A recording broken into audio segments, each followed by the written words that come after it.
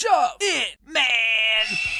Alright, the smack pack. So I hopefully finally figured out how to do 3 videos in a week. Touch brick.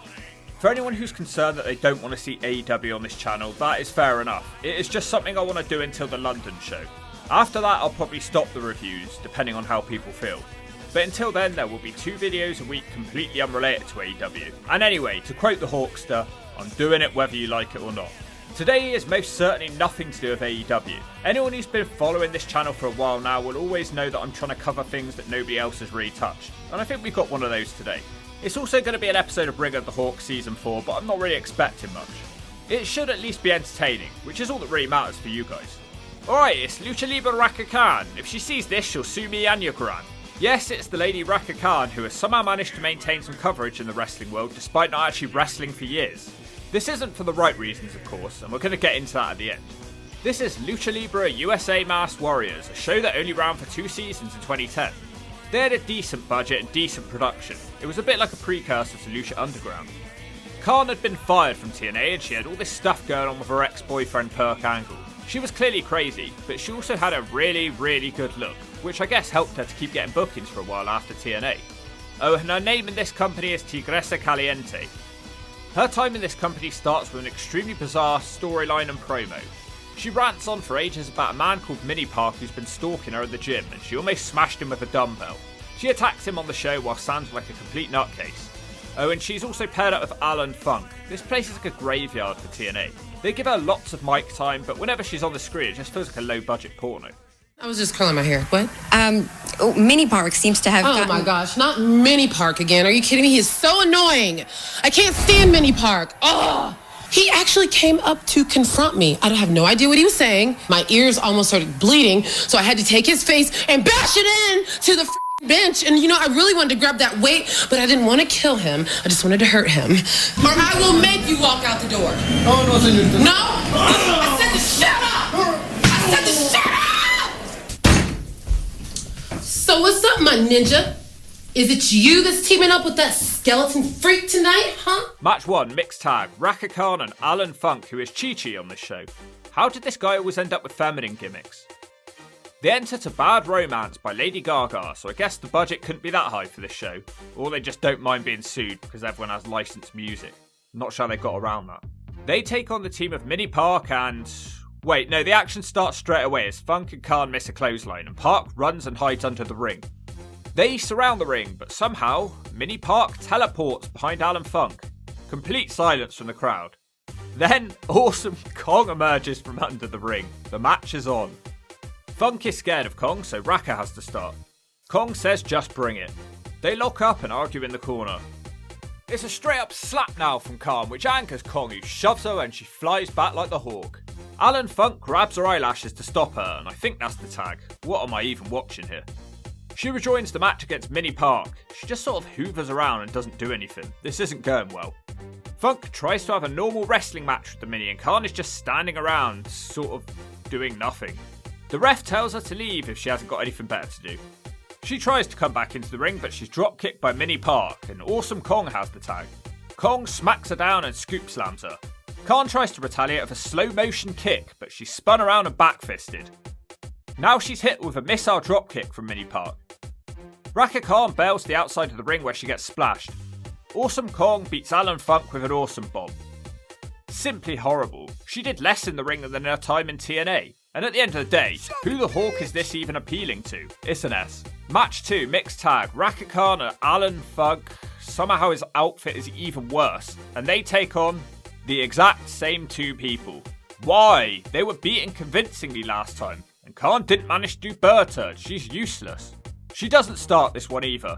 She instead randomly attacks Mini Park from behind and tries to set up a double team. But she's too weak to hold the Mini. Kahn does a couple of leapfrogs and then awkwardly dodges a springboard but runs into a dropkick. She collapses like a tree with Dutch elm disease. She's also scared of Awesome Kong. She can't knock down Kong and hides on the outside like a coward. On the outside she jumps Mini Park and launches him into the ring pole, which is honestly the most she's done in 2 matches. She betters that now though with a slow motion bicycle kick for a 2.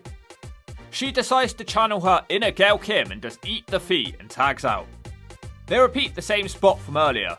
Once again, she's too weak to hold onto the mini park, and Alan Funk turns around and kisses her, thinking it's the mini park. Wouldn't he notice the size difference? Why does he keep kissing her? What am I even watching here? The mini tries to drop kick her, and she awkwardly slips backwards and kicks at him from the floor. Kong has the tag again. Alan Funk breaks up an awesome bomb attempt, but moments later Kong smashes them both down. Alan Funk is killed with the implant buster, and Funk eats a moonsault from Mini Park for the free.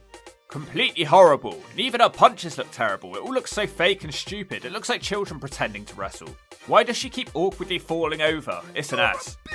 Her next involvement on the show is spiking Rebby Hardy's drink, which leads to her getting married against her own will. Not sure why.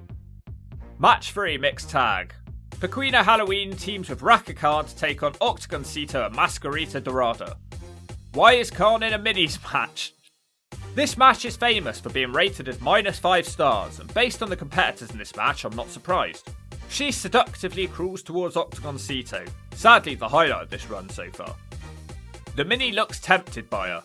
She starts shoving him and blocking his path. This is awkward.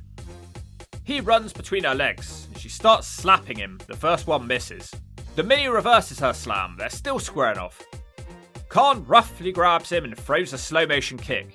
He spins her around and slaps her ass. Kahn just simply punts him across the ring in anger. Octagoncito responds with a slow motion head scissors. Her own partner Halloween also kicks her over by mistake. The minis fight each other for a bit now. Dorada's dominating, so Kahn sneaks into the ring, and from her knees she drills him with her fist into the face. It doesn't make any sense. If you had a height advantage, why would you take away your own advantage? Rhaka Kahn starts rocking him like a baby. He rolls out of it. She boots him in the face, which dumps him on his nappy. Dorado picks her up on his shoulders. It's a really strange visual, and he slams her. We next see her attacking Octagoncito in the ring. She stomps him and mounts him with punches. She moves on to lick and kiss him. Kahn viciously knee drops him. Rebby Hardy runs out, the woman who was date raped. Everyone's screaming. Kahn rips her top off. Halloween tries to cover his wife up. Everyone is stood around looking confused. Octagoncito is behind her for ages. Eventually Rebby pushes Kahn over like something for the school playground, and that's the 3. Simply horrible. And why was she even in this match with the minis? Everything she does looks horrible. How can you not do a single impressive slam with that size advantage? Her kicks and punches look completely out of control. It's an S. Match 4, final match that I can find. This stuff ain't easy.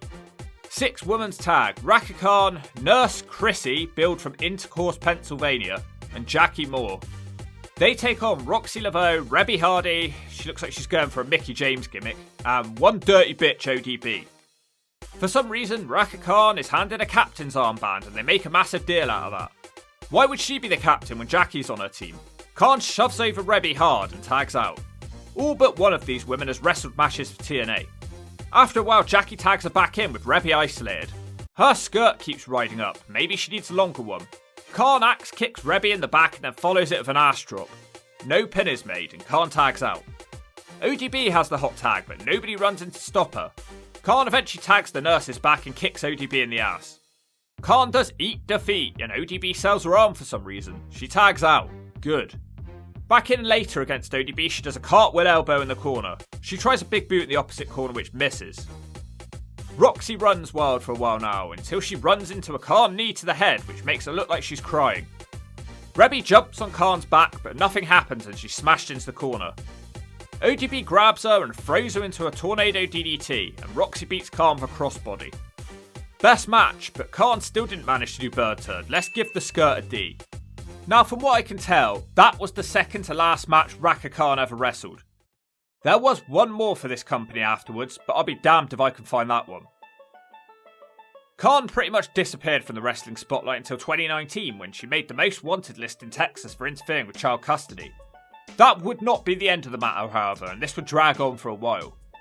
She failed to show up to any of the court hearings, and this went on for several years. She then returned to the news this year when it was announced she was filing a lawsuit, and the judge was allowing it, because he must have been doing it for a laugh or some other reason like that. This lawsuit was ridiculous. The lawsuit was for $3 billion, and she accused the following people of being part of a conspiracy to send her to jail by kidnapping her.